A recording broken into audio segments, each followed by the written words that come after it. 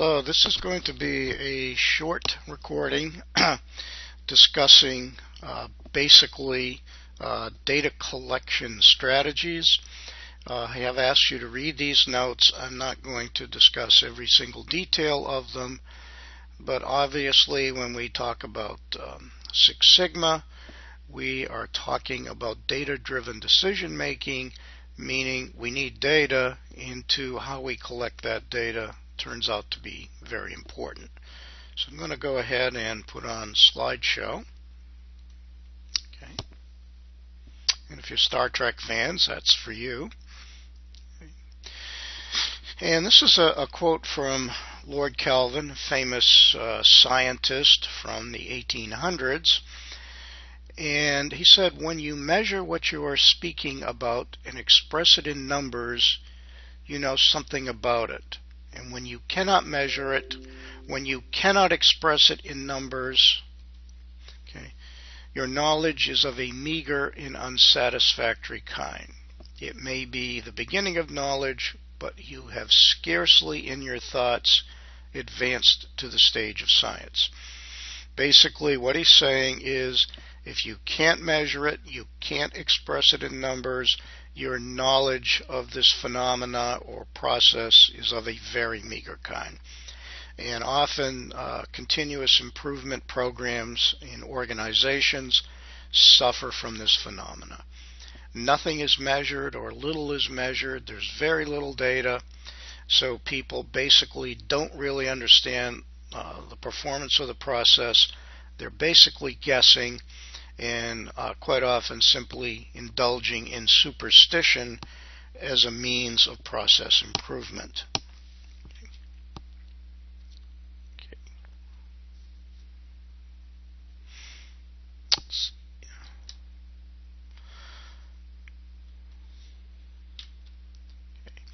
There we go. So in this section, again, I'm just not going to talk to every slide, but I want to talk about the concept of collecting data wherever it may come from, and point out that the analyses you do are essentially no better than the data you have. So at this point, we have data and we want to explore it. Later on, I'm going to spend some time talking about exploring data with JMP and also cleaning up data. If you're the first person to really look at data that, say, has been collected by others or over time, you can bet you're going to have some work ahead of you trying to clean it up, because often the data has not been collected carefully, or there have been numerous issues with how it was collected and even who collected it. Okay. And I also like to throw in another quote from Sir Josiah Stamp. And he said, public agencies are keen on amassing statistics. They collect them, raise them to the nth power, take the cube root, and prepare wonderful diagrams. But what you must remember is that every one of the numbers comes in the first instance from the village watchman who just puts down what he damn well pleases. And the point being here, all the analysis in the world is meaningless if the data itself is not valid. By the way, a little interesting anecdote. You'll notice Sir Josiah Stamp died in 1941. Why this is interesting, by the way, his entire family died on the same day, April 16th, 1941. In the 1930s, Sir Josiah Stamp was a major critic of Adolf Hitler and the Nazis, and believed that England and France should take action to stop him before he grew in power. For his efforts, he was derided and he was kicked out of public service. And on April 16th, 1941, he and his family were all killed when a German bomb landed on their house, completely destroying it. Some sort of terrible irony in that. So Sir Josiah Stamp was quite prophetic about what was to come, and as like many people, he wasn't listened to. I guess people just didn't want to hear the ugly truth at that time, which was around 1938, and eventually he was one of the people who ended up being a victim. So when we collect data, there are basically three overall general approaches, and then there can be various flavors of these approaches. But one, retrospective, it already exists. Observational, prospective, you are going to put together a plan and collect data. And finally, experimental, using designed experiments. Later in the course, we'll talk about designed experiments, so I'm not going to say much about it today. And again, retrospective, you more or less get the idea. The data's around, it was collected, probably not even for the purposes that you have in mind. Okay. So when dealing with retrospective data, which you often will have to do, you need to be very careful because, one, there was no real plan in place. The data probably was collected haphazardly, and the data may not even be sufficient for your purposes. So in this age of big data, there is often a lot of retrospective data. One still has to view it with a great deal of caution in terms of whether or not it is useful for your particular project. And remember this old adage, it is true. Garbage in, garbage out. No amount of sophisticated or complex statistical analyses will overcome garbage. So if your data is garbage going in, your results are garbage coming out. Remember what Sir Josiah Stamp had to say. The village watchman writes down what he damn well pleases. Okay, here's a quick example. I'm sure you've all seen these types of studies. This is actually from a doctor in Boston who published a report saying that he had found a link between tea drinking and heart attack risk. Furthermore, he speculated that there were benefits of drinking black tea, and that was because of a chemical called flavonoid, which is found in tea, red wines, and actually quite a number of other foods. And indeed, there is a strong belief among researchers that flavonoids may help reduce heart attack risk, although mechanisms really aren't understood. It's entirely empirical. So what the good doctor did, he got 680 subjects, all less than 76, and they had an equal number of patients with a history of heart attack or non-heart attack. Okay, so we had two groups. He then had information on coffee and tea drinking habits and linked that to whether or not they had had a heart attack. So the doctor concluded drinking at least 1 cup of black tea per day reduces heart attack risk by 44%. He couldn't find any coffee effect. Well, if you believe this, you're taking the right course. Where do you begin to discredit this study? First of all, should we conclude if I drank 2 cups, I'd reduce my risk 88%? Well, here are all the issues. We have no idea about the demographic breakdown of the two groups. And in fact, most likely the tea drinking group probably had more women with they typically have a lower heart attack risk, probably healthier people in terms of diet and exercise, okay, perhaps lifestyle, okay, and also we don't really know a lot about age breakdown. Maybe the tea drinking group tended to be younger. I have no way of knowing. I'm just throwing it out there. That is why these retrospective studies you find all the time are grossly confusing. Often they conflict with each other, and you see a lot of them on health issues. By the way, in England, where they drink a great deal of tea, no one has ever found any association between tea drinking and heart attack risk. But even there are so many confounding factors. what can one say? So this study, in effect, was pointless. And there are many of these studies out there.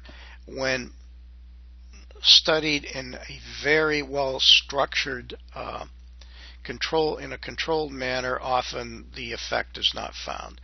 For instance, the Duke University actually did a study on green tea drinking and found absolutely no evidence that there are health benefits to drinking green tea, other than if you like it, drink it, because it doesn't have any evidence it does anything bad to you. But claims of great health benefits were simply unsubstantiated. Okay. Now, an observational study, sometimes called prospective, is a little different in that you put a data collection plan together and then start collecting data. Okay. So observational data is typically going to be of higher quality than retrospective and may well address your particular issues.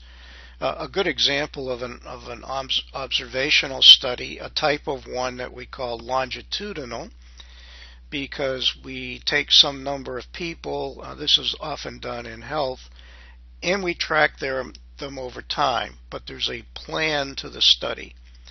If you're interested, you can read about the Framingham Heart Study, which has been going on since, I believe, the 1940s. It's a very nice study, and a lot has been learned from it about health. For instance, from that study, links to cholesterol and heart disease were found, links to smoking and heart disease and cancer were at least verified. So observational data is of higher quality, but then again, retrospective data, especially in this era where there's so much of it, can often be of value, but you must be careful in using it. Okay. And one of the things to remember with both observational and retrospective, be careful. There may be variables that are important that have not been taken into account, and because of that, your studies could actually be confounded with those variables, and you may reach conclusions which may not work out in the future. Okay, so I'm going to skip through some of this. I'll just mention a few more of these conflicting studies, often based upon retrospective data, sometimes observational. But there have been studies indicating, say, does alcohol consumption have health benefits?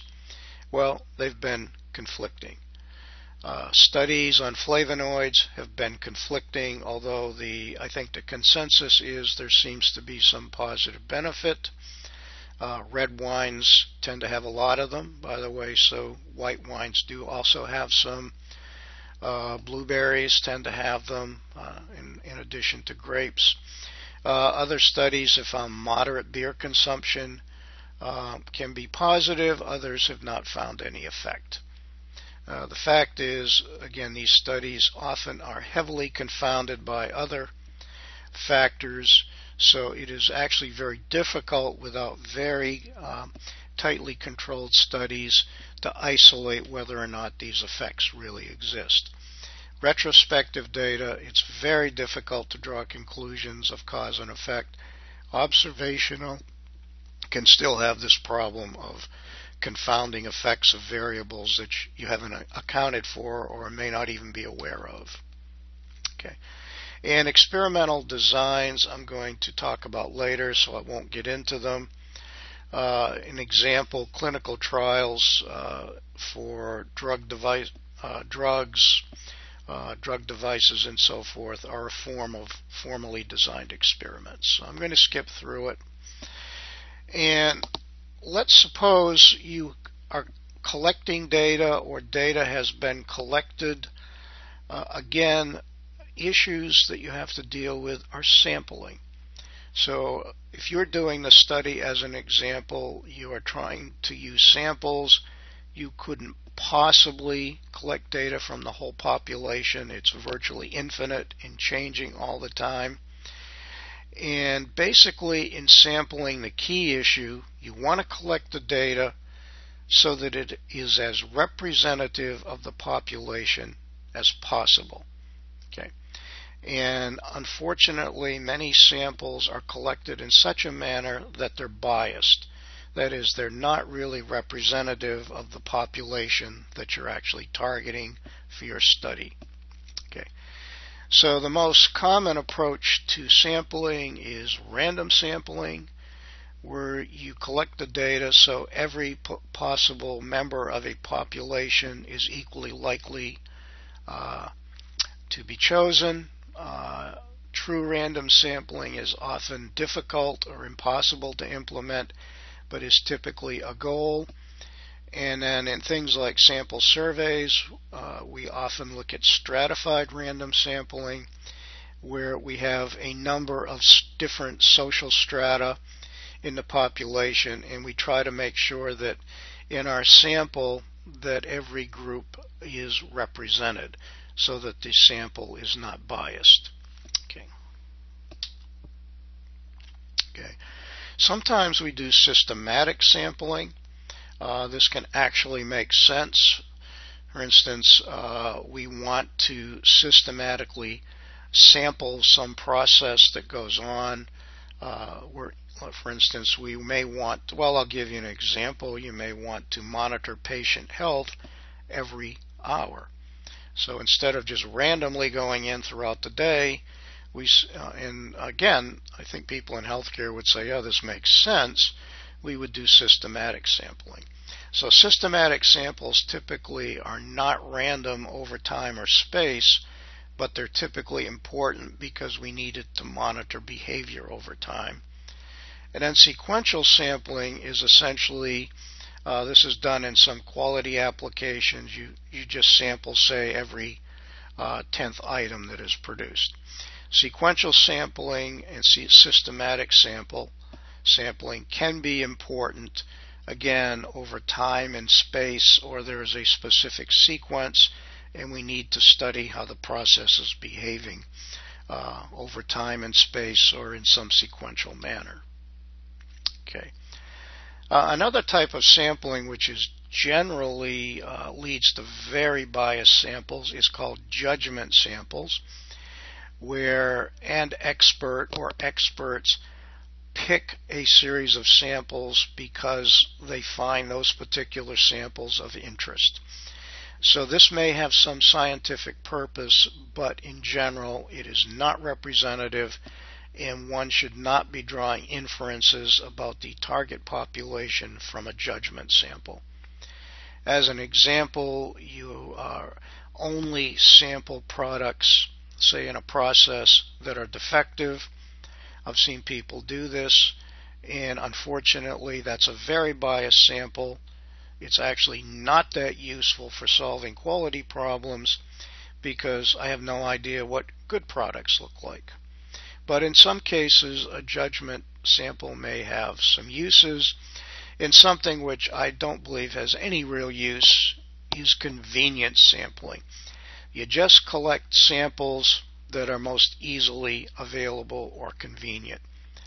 This always leads to bias, and one should not be drawing conclusions or inferences about a population from a convenience sample. And a good example of convenience sampling are what are called mall intercepts. Marketers and surveyors will do it. You just survey the people that will actually stop and talk to you in a mall. This is basically a self-selected sample, and it's always biased, and you can't really draw conclusions about populations. If you're actually interested, there's kind of an interesting example of convenience sampling that occurs in paleontology, the study of ancient life, and that is fossil collectors more or less have to collect fossils where they're accessible, where they're easy to get at.